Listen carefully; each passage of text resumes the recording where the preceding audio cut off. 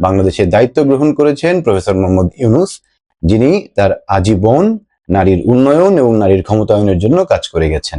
এমনকি তার নোবেল প্রাপ্তিতেও নারীর ভূমিকা ছিল খুবই গুরুত্বপূর্ণ।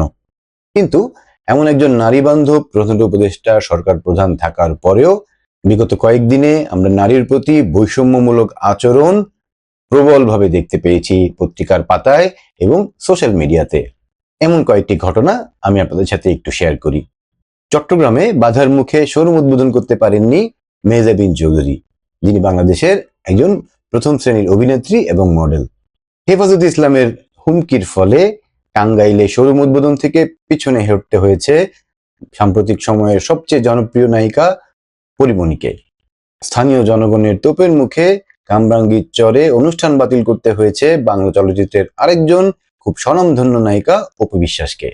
জয়পুরহাট এবং দিনাজপুরে স্থানীয় মানুষদের বাধায় পণ্ড হয়েছে নারী ফুটবল। বলে রাখা ভালো, সাম্প্রতিক সময়ে বাংলাদেশের ফুটবলে যত সুনাম বাংলাদেশ অর্জন করেছে তার অধিকাংশই নারী ফুটবলকে কেন্দ্র করে। সেই নারীদের ফুটবল খেলাকে বন্ধ করা হয়েছে, আক্রমণ চালানো হয়েছে, করা হয়েছে ভাঙচুর। আজকের ভিডিওতে আমরা বিশ্লেষণ করতে চেষ্টা করব বাংলাদেশের রাজনীতিতে নারীর বর্তমান এবং ভবিষ্যৎ। এ বিষয়ে জানতে আজকের ভিডিওটির পুরোটি দেখুন।